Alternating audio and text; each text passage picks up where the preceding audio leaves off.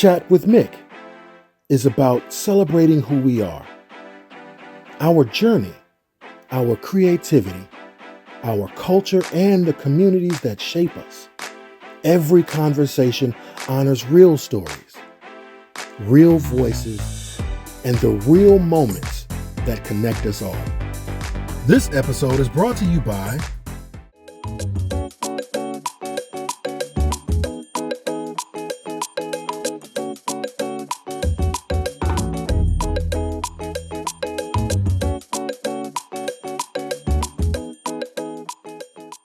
Hi everyone, welcome to another episode of Chat with Nick.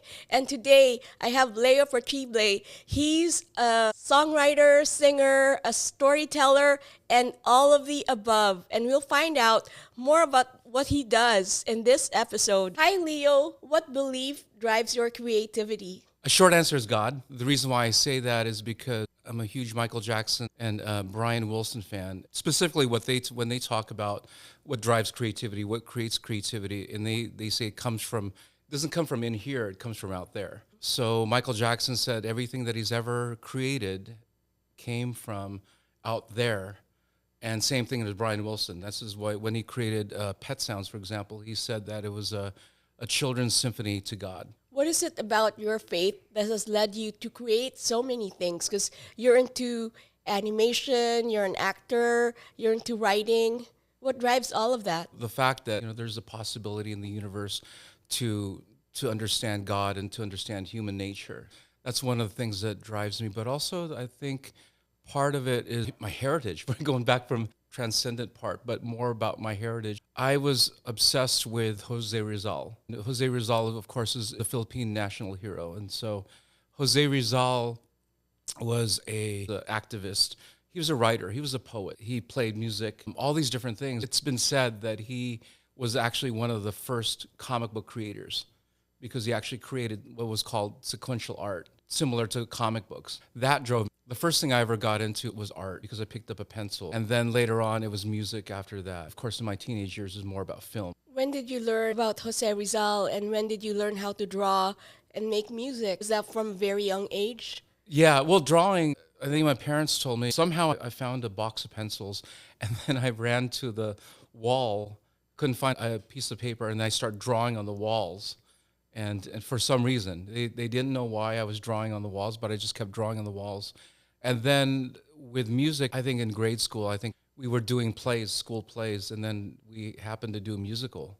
I don't remember what the name of the musical was, but I was just captivated by it because I was listening to a lot of different music. I love music since a young age. And of course, being Filipino, that's where we grow up with music all around us, right? I got involved in music, and then of course there's comic book, watching movies on home video. That really drew my interest because I saw the relationship between motion pictures and comic books. Going back to Jose Rizal, what was it about him that inspired you? Rizal actually went to Europe. My dad had some books. He had Carlos Balusan and some of these other people. I read about Jose Rizal. What inspired me was my dad actually had a comic book. I think it was the adaptation of Nolimi Tangir. Nolimi Tangir. Yeah. I was fascinated by it, and I thought, this is really neat. I like the fact that he was an artist, and he went to Europe, and he was also known for his art. I think he was a surgeon. He was a medical doctor as well, too. So I just thought, that's really cool. At a young age, I was very into Batman, right? Batman or even Superman, where they actually had multiple skills. Like Superman could actually, some of the comic books that my uncle gave me, Superman had the skill of a surgeon, and Batman's father was a doctor, and all these different things. They could do multiple things, and that really inspired me because whatever I did, if I picked up a guitar, I was intrigued by it. And then if I picked up music or I picked up drawing, I became obsessive with all of those things, doing them all at the same time. You were exposed to drawing and writing and reading comics, reading books, and making your own music. You picked up the guitar at a young age. When did you realize that that was something that you could actually pursue? I was in show choir. It was a convergence of everything. My freshman year, I had a teacher that it was English. One day we reread books, whatever was around there, and I would read things like the adaptation of 2001: Space Odyssey, or I read John Carter, Warlord of Mars, and then there was movies that I really loved. All of those things, I felt like I want to be like that. I started studying about directors. If there was Steven Spielberg, for example, or George Lucas, then I would study the people that inspired those guys, which would be Akira Kurosawa, Frank Capra, all these other people. So I would just rent from back in the day when they were renting video. And I would just watch them religiously. The strange thing is that when you're going looking for videos, you would also see some of the strangest things, like concert, movies or whatever. So I got like into the Beatles and, the Yellow Submarine, which is a combination of music and, and then you see things like Michael Jackson, that sort of thing. It just converged to, I wanted to do every single one of those things because it just felt natural to slip into that. Which directors inspired you most, and what of their works led you to do what you're doing now? So the directors I at an early age, I think it would be Steven Spielberg, George Lucas. It's everybody, every kid, no matter what. Even to this day, you still talk about Steven Spielberg and George Lucas, but now you add like Christopher Nolan or somebody like that. Then the more I took a deeper dive into motion pictures, I went from Frank Capra to suddenly I was jumping into John Waters, listening to Quentin Tarantino talking about some of those grindhouse movies, exploitation movies. Then I got into blaxploitation, and I got into directors. I found out like Melvin Van Peebles, like I said, John Waters, all the things that people who were very underground, and that really got me going. Jim Jarmusch, because David Lynch is another example. I like a wide breadth of different types of directors because that really gets my imagination going. And I look at somebody like a Zack Snyder, for technique, for story, or just some of them don't even have stories, right? I mean, a lot of the blaxploitation or exploitation films don't have anything what we would call a Hollywood story. But I really liked them. I like it felt very hip hop and punk rock to me. It was going against the grain of Hollywood. Because when I started out playing music, I couldn't play very well, but then I got into punk rock. And then, of course, when you listen to hip hop, you're like, oh, they don't know how to play instruments either. They're doing the turntables and everything else. And in punk rock, it didn't matter. It was about the energy and the sound. And I thought I liked that type of, that translated into more of that type of filmmaking that I was interested in. What part of that cerebral, that style of storytelling and visual imagery lent to your style, your personal style of filmmaking and storytelling? My current project that I'm finishing, it's a rock and roll film called The Trouble with Love.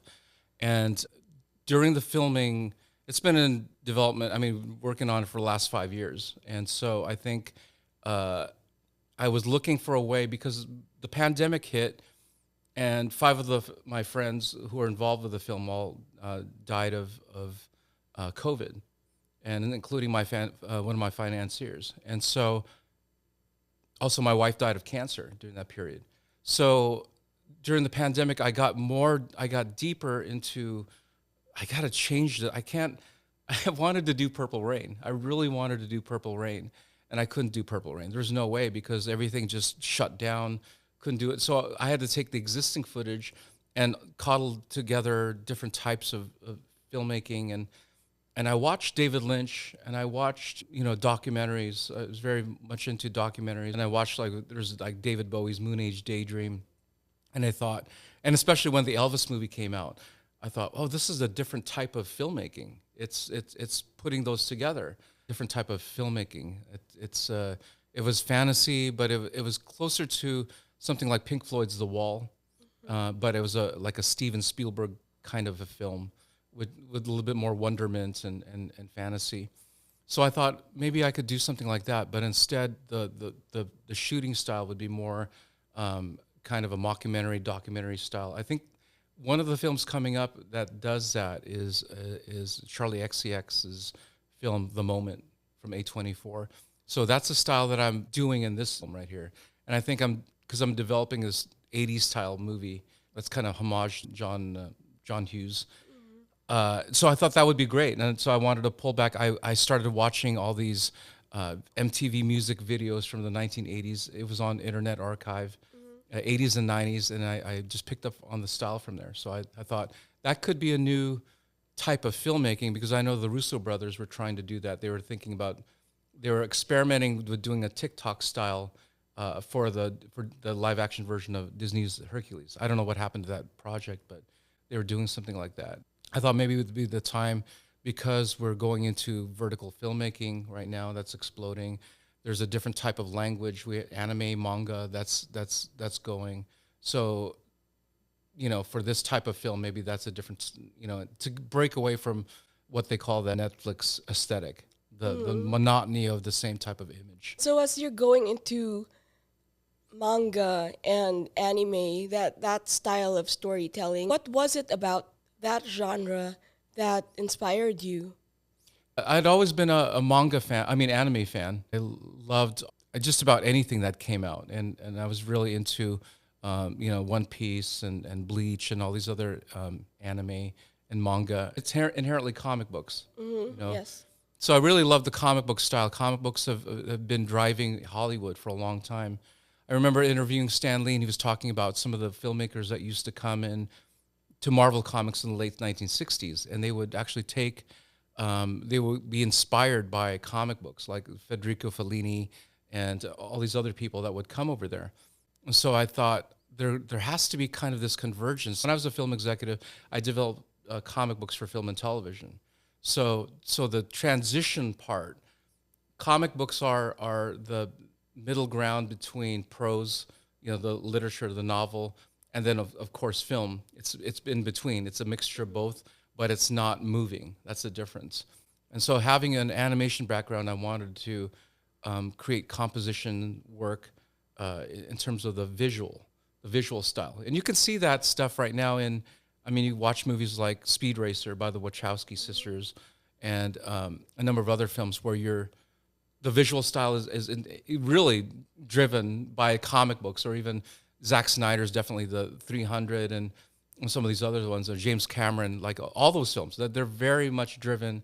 That's the wave of the future. We can create a new type of language rather than just, setting up beautiful cinematography and then the typical, execution of films, the way it's been doing for the last 150 years or so. Were you into mecha? Yeah, mecha. I mean, all of those like things. Robotech, Macross. Yeah, Macross, which they're doing as a Spy. film too. Yeah, they're doing that right now I think they're doing that as a feature. Everything that's that Japanese related with kaiju. Are you into yaoi as well? It depends, because sometimes I might take something at any moment and then get obsessed with it. There are those stories, that style of storytelling that comes from Japan Yeah. that we don't see anywhere else, Yeah. right? Mm-hmm. And a lot of people are inspired by them. And it's all part of that genre, that manga and anime. Well, there's an intersection of everything right now, because, for example, Korean K-dramas, how there's a link between Korean K-dramas to teleserie, those, Spanish soap operas, and that inspired a lot of Filipino and everything around the world. That crossed over into the manga storytelling. And so I really want to, because we're transitioning also into vertical filmmaking, so that there's kind of that soap opera style, that vertical filmmaking is kind of a little bit more the lowest common denominator, where it's just like, it's a second screen. People just are watching it behind while they're doing something else. But I want to take everything to the forefront using some of these styles and putting it all together. So The film that you're working on now, is it your love story? partially, I have a separate graphic novel that I'm doing, which is it's called "I'll Love You Till the End of the World," and that was the story of me and my wife. We both worked in the film industry, and she died of cancer. But the rock and roll film is partially something that I wanted to do, because I felt that there hadn't been the story of we needed the kind of a representation as Asians. So it's usually about boy bands, K-pop, that sort of thing. We have Bruno Mars, who's Filipino, also Olivia Rodrigo, who's also Filipino. They tend to more going back to the kind of the old school, but we don't have a real rock and roll or something. I wanted to see what it would feel like to be somebody along the lines of, okay, this is an Asian icon, but more of along the lines of a Michael Jackson or Elvis. And what would be the ramifications for that character? What kind of trouble, what kind of conflicts would that character go through? And so I wanted to do that in this film where I could combine those things. Because we have, I think Simu Liu talked about recently about there needs to be more Asian representation, but the problem is that a lot of, in the Asian community, we keep writing stories about victimization, but we don't write the hero story. We don't write, and that's the problem. Because when I was a exec, we would, they would want to put, there were a number of years where, a lot of black filmmakers would tell me, yeah, back in the day, if it was in the 90s or early 2000s, they would just tell black filmmakers, oh yeah, here's a hip hop project we wanted you to do. And I knew one of the filmmakers that I knew was like, I want to do superheroes, and it was until Ryan Coogler that when that breakout happened, finally people of color could actually get into it. Now we got John Chu doing Wicked and all these different people, but just this is only the most recent, in the last 10 or 15 years. This was just the last 10 years, I should just say. And so I wanted to take it to the next level. I don't want to write a story about trauma. Italians, for example, the Italians did this thing where they balanced the generational trauma, the immigrant story, with the American hero story. So you take a movie, obviously Rocky, for example, right? He's an immigrant, obviously Italian. He's going through a lot of racism in the film, but he's also the American hero, prototypical American hero. The Godfather, same thing. It's the immigrant story, but it's also this expansive kind of just this big epic. And then Saturday Night Fever, that's another example of the these are Italian immigrants in kind of like in the 1950s, but it's this joyful explosion of music. And you go down the line. There's just all these different movies that the Italians were so great at doing, and I thought, well, we should be doing it for specifically Filipinos, because Koreans figured it out. When you see K-pop Demon Hunters and you see all these different movies, and then the Japanese figured it out through anime. But for Southeast Asians, they still want to put us into this bind where, oh, you're going through these pressures. Make that movie. Well, if that happens, I think my inspiration was Eddie Murphy, who said, why don't we have black movies like this, right? As normal people, like when I say normal people, the more normal Americans, where you could just say that could have been a story of a Filipino American. That could have been the story of not just a black American or anything else like that. And then also Pixar had the same thing. Pixar, they said, when they were making movies, it's like they said, let's not make movies that are just, quote, this animation ghetto. We'll make movies the way that George Lucas and Steven Spielberg made them. Big, fantasy, action, adventure, heart, but they just happen to be animated. And that was the model shooting. Do you think films. a character as big as, let's say, Manny Pacquiao, someone that everyone can latch onto and the entire world knows about Manny Pacquiao, do you think a character can be put in a movie like that, just like Rocky? Absolutely. I think you have a lot of these kinds of stories with, say, for example, lead singer of Journey. Arnel Pineda. Arnel Pineda. That's a Rocky type story. In fact, Warner Brothers was developing that for a while. I don't know what happened to that project, but that's a project that they were developing. And I think when Simu Liu was talking about, there's a nuance about we need more Asian representation. It isn't just, hey, I'm going to stick you in as a side character in Spider-Man, like what they did in. I'm blanking out on his name. We should have. Like Top Gun, could have had Manny Jacinto, right? He was. They cut him out. We want the full face, the lead character. I mean, if you're going to make a Top Gun, why can't you make a Top Gun with a Filipino? Starship Troopers, when it was originally written, the character was Filipino.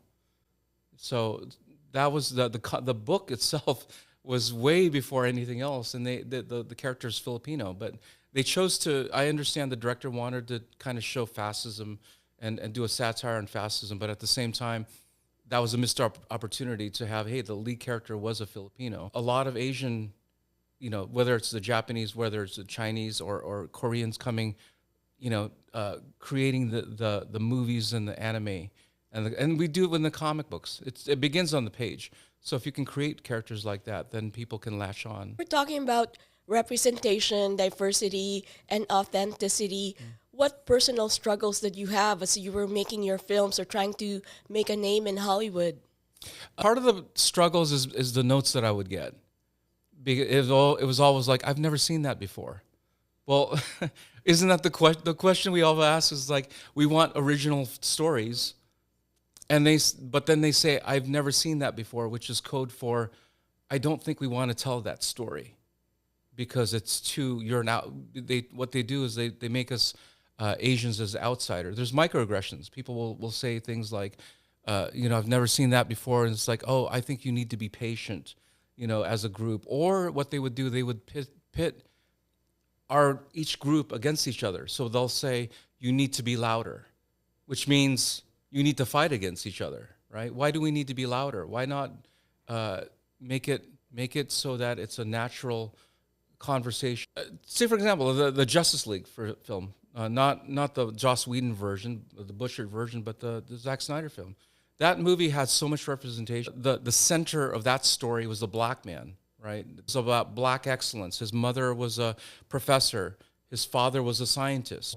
Everybody was natural in that film. No one was trying to push an agenda or anything else like that. It just came out organically. And so the stories came out. Aquaman made about $1.1 billion. Why? Because especially in China, $300 million, they said, oh, we get that. We get that story. So that's not pushing an agenda. That's making the stories organic. So we need to find those stories and being able to say, yes, I'll make a Filipino Top Gun. I'll make a movie that is natural to. We're seeing homegrown films from Korea, like Parasite, K-pop Demon Hunters, like Squid Games, for example.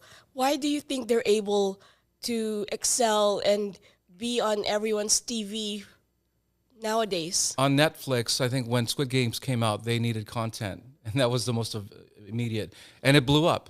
There's going to be a cycle of novelty. You need something new and original. And so I think with animation, the K-pop Demon Hunters came out, and that was 7 years in the making. They didn't know, but they were told, we don't think this is going to work, this and that. And some of the girls, the songs, they just wanted to make the best movie that they could, but it's also a love letter to K-pop. And so I think K-pop Demon Hunters came naturally because if you watch the movie, the girls aren't, they're not into being victims. They're into walking into their power. And we don't have enough of these characters that are, especially for Asians, to be iconic. They don't want us to be iconic. That's the problem. They keep telling us. The notes that I got were, you need to add a little bit more of this conflict. And I said, what kind of conflict are you saying? And then it was just a typical racial stereotype of how a white person would see me as an Asian, to open up so that they could actually come in and write in a white savior. It's not uncommon in Hollywood to have this. I guess the word would be myopic, but it's a way of looking at things as putting things in a box. And so when you have somebody like Prince, when he did Purple Rain, for example, Warner Brothers was his home label, and they said, hey, we have a great idea. This is even after Prince said, I want to star in this movie. I'm going to do music, and it's about, it's a version of my life. They said, this will be great. We're going to put John Travolta in it. They wanted to cast John Travolta in it. So they tend to do that. And even Rocky, I mean, when you see Sylvester Stallone they actually didn't want to hire him. They didn't want to put him. They were going to change the story from an Italian story to just a generalized white story. It's the novelty. When Rocky came out, you're like, wow, I've never seen Italian. This is an Italian American. And so the next level is about Asian Americans, Filipino Americans, because we're already seeing that in Crazy Rich Asians. We've seen that in all these other movies where everything everywhere all at once. It's the novelty of saying that really exists in America. That's amazing. That's the difference between America and the rest of the world. We can actually come in and say, we have Greeks, Greek Americans. So that story comes out, and you have my Greek wedding, My Greek wedding. Yes. Yeah. So big fat Greek wedding. But do you see that it's needed? You really need to have that instead of casting a black man as a Superman, which they were going to do at one point. There is DC Comics has a black Superman. You don't have to turn Clark Kent into black man. You need to create the story based on a character named Icon in DC Comics. He was actually a friend of mine. He passed away years ago. I'd worked with him. He was a legend named Dwayne McDuffie. And it's like you can create Icon is the black Superman created by a black man. But that's the problem, is because some of these things, when you see something like Riri, I think Ironheart, for example, she's not created by a black man or a black woman.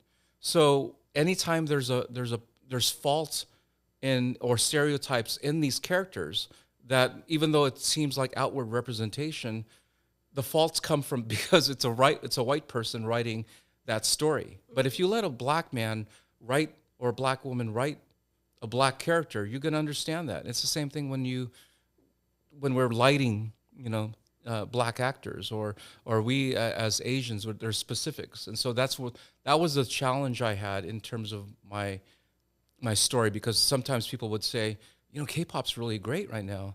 You should have a story about being in a boy band. I'm like, I'm not going to the character's supposed to be a rock and roll pop idol who is, what is it going to be? What would an Asian Elvis look like? What would an Asian Michael Jackson look like? That's the point. It has to be different from that. I'm not, because K-pop does it best.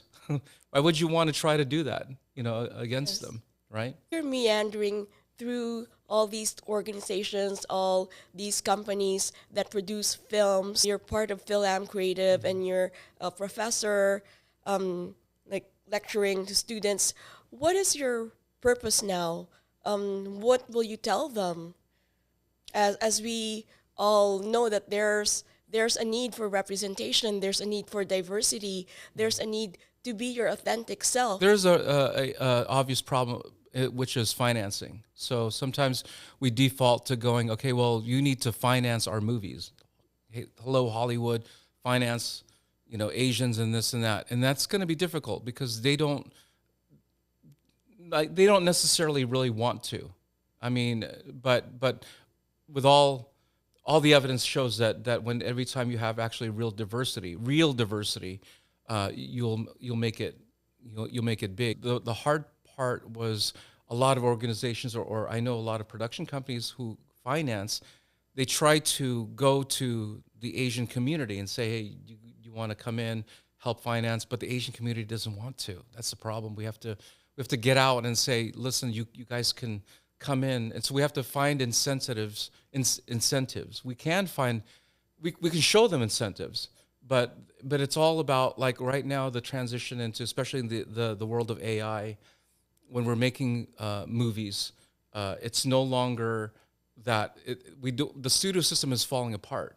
So that means right now it's going to be the brands are going to be Nike. Nike has its own film studio, or let's say, for example, I could foresee Seafood City having its own production company to produce material, because you're not going to be, people aren't going. It's harder to get to advertise to people like on YouTube and whatnot, but it's easier to present the way that the 1950s used to have when they used to present at television shows, it was always like a brand that presented, Twilight Zone or something like that. So we're going back to that type of thing right now, and I think with the Asian community, it's all about, in the age of AI, you have to be a polymath, like Jose Rizal, because you're a writer, director, actor, producer. If you can do all of those things, you have a brand. It's people who go, oh, she did this. Now I'm gonna buy, because you don't buy a generic horror film. You don't buy a generic book. Like say for example, if you just said, hey, here's a boy wizard, you know, you try to sell that, and no one's gonna care. But you say it's written by J.K. Rowling, and then here's her backstory, and people are more likely to go, oh, that resonates with me. I like that. So I think the future of this is growing with the new AI age is polymaths, and then also communities, like a Filipino community getting together, building up, the destination, like a Filipino town. Filipino town was voted one of the best. I think the coolest cities to visit, top 5 coolest cities in the United States at one point. And so it's like, well, let's make stories. That's what the Koreans did. The Koreans said, let's make Korea a destination by creating music, and then fashion. Music and fashion to cover the music, and then stories to tell about the area. Because once you do that, people are like, oh, I want to go to Korea. I want to go to Seoul, because that's where K-pop is. That's the home of this. So we can be doing the same thing. And so that's where I want to encourage and actually cultivate in our community. We already have it. We have all the things that necessary. Since you mentioned historic Filipino town, we all know that our forefathers, the people who came before us, since the 1950s, 60s, 70s, they've all fought for recognition. And now we have historic Filipino town named after us, but a lot of Filipinos and Filipino Americans are indifferent. And they always say, well, there's a Filipino group, there's a Filipino presence in Carson, there's a Filipino presence in Cerritos, there's a Filipino presence in West Covina. But then we have historic Filipino town that's sort of what we call the flagship of all of those Filipino towns, right? And so what do we do as Filipino Americans so that we can get historic Filipino town on the map and even recognized by the greater Los Angeles or even Southern California? It's like in New York City, they had the punk movement. It started in what's called CBGBs. CBGBs is a rat hole. There's only 50 people that can fit in there. It's stinky, it's dirty. People pee all over the place. It's disgusting, but it was the center of a movement of punk. It's similar to the Viper Room, kind Right. of. But Viper Room's nicer. Yeah, movements are started, and I think a great example is what's happening in Seafood City. Seafood City has the big Seafood City nights. After 8 o'clock, they shut. When the store closes, and then 8 o'clock to 12 o'clock, it's a big giant party, right? Everybody shows up, and now it's becoming all the rage. Whether it's in Los Angeles, San Francisco, Seattle, Texas, and so it's the same thing. It's there's what's called this theory called the diffusion of innovation, right? So it's like if you have a party, right? And the thing is that people want to go, they want to find something to do. So if you have the people that are most enthusiastic about whatever you're doing at the party, everyone's gonna show up, because you tell one friend, and then you tell another friend, and then eventually it becomes a massive party. And the diffusion of innovation goes through these cycles where it's like there's the early adopters. That's the people that are very into it. And then then you have I forgot the second tier, but again, it goes out until there's the late adopters in the diffusion of innovation. So what happens is that, but you have to have the people that are very, very, very into the culture of Filipinos. So you have to show, for lack of a better term, fly your freak flag. Just go out and say, I'm so into Filipino. Why? Look at this food. Look at our the way we dance, the way we do this. And then everyone's like, I don't know what to do with that, but it's like I want to join. So that's exactly what the Koreans did. They were so happy about presenting Korean culture, even though nobody understood what they're doing. They used Korean with a little bit of English, and so I think Filipinos should be doing the same thing. We can be, because we actually are really great at creating these events. We should showcase our music. We could showcase our art. We're already doing it in comic books and animation, and then also in music. Like right now, you just name off the top musical acts or whatever. It's not just K-pop, but there's Bruno Mars or Olivia Rodrigo, her, Saweetie. There's Beanie now. Yeah, And right? SB19. B19, yeah. That's P-pop. Right. It's P-pop, and it's growing. So I think the more we include it, we should be including, like for me personally, what I do is I include what's happening in Filipino culture within the United States in my art. So I've got a documentary called "We All Rise" about the film creative, this growing movement here, and then but also I include it into my rock and roll film, because it's a snapshot. We have to when we make movies, it shouldn't just be the sounding board for any type of propaganda. It should be, the movie should have this insight, and like, I didn't know they did that. So the best films when I grew up were always about, oh, I didn't know that you could do that, right? So that's a kind of novelty, because after a while, when it's the sameness of Netflix, suddenly somebody comes up and was like, oh, I shot this on my camera, and I'm like, really? Let's take Crazy Rich Asians, for example. What made it successful, in your opinion? It was novelty, because nobody had heard of a rom-com with Asians, because normally they would stereotype Asians as, oh, well, Asians don't know how to show emotion. We don't know how to gesture. We don't know how to love. Everything is pragmatic. Everything is whatever. And so I think as Asians, Crazy Rich Asians came in and said, look at this world. It's world building. That's number one, is world building. It's the novelty, it's world building. And so everyone else goes, can you do that? And so that's what's happened. People start rushing to do that. Now, it needs to be more frequent. We need to be making more of those kinds of things. And that's why I said we should be able to balance out the trauma with the American hero. Because when it just becomes trauma, all the groups said, I'm checking out, because I'm under trauma, right? Everyone's like, I want to hear something where you're getting out of that.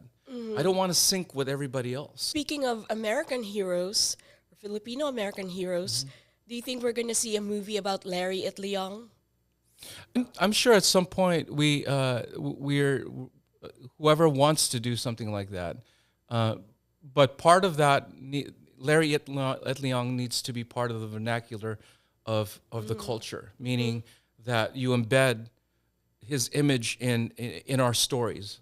So he should be referenced the way that when you see the Black movement, right? There's the reference to Martin Luther King. There was not a movie about Martin Luther King, but he's referenced in all the Black movies. Malcolm X was referenced. Same way about Cesar Chavez. Exactly. So you reference those things, and so once you reference Larry It Leong and what he means to the movement for Filipinos, then people will start. It's about the American history, about the American culture, and I think there's a reckoning that needs to be done in terms of the faults of America, all the sins of America. But at the same time, you have to go, okay, this happened, but what can we do going forward? Because we're all Americans. Whether you like it or not, you're on this place. And so the American story is all of us. Bruce Lee did. Bruce Lee stepped in and you had somebody like yelling at him and throwing slurs, and suddenly he beats the crap out of him, right? So we need more of that type of representation where it's like we're able to overcome, but we're also able to win over. Where can we find your work? You can go on my IG right now is in my Facebook. It's my Facebook's Leo Partible. You can find that. And then there's also my IG is at Leo Partible LP7, and you can find it there. And you can, for now, because I actually released a trailer for my film, and then also I have I'm producing a animated pilot. It's called Normal Girl, and it's really a great, and again, it's like another, how do I say it, representation. I mean, because it's a Mexican, it deals with Mexican lore, and it's created by Jamie Snowden, who is actually a great voice actor for a lot of anime films or TV shows and whatnot. And so a lot of the people involved in it are also people involved in animation as well too. And then, my other, co-producer on it is, we have just a lot of different people, involved in it. So I'm really excited with the project. You'll see more. There's comic book material over there that I've put in. There's a lot of things that we can look forward to in terms of your film, your animated series, your and music too. Yeah, it's all in there. Yes, and so everybody follow Leo Partible on Instagram so we can find out more about his upcoming projects. And thank you so much for being with us, Leo. And thank you everyone for watching Chat with Mick, and we'll see you in the next episode. Bye. This episode is brought to you by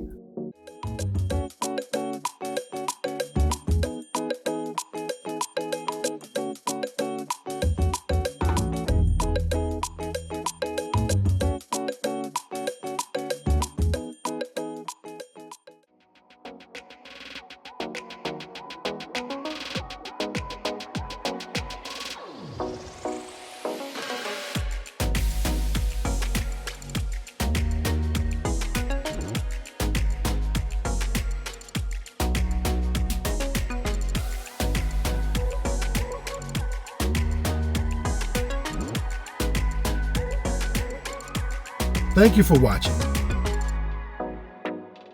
And don't forget to like, comment, and subscribe so you don't miss out.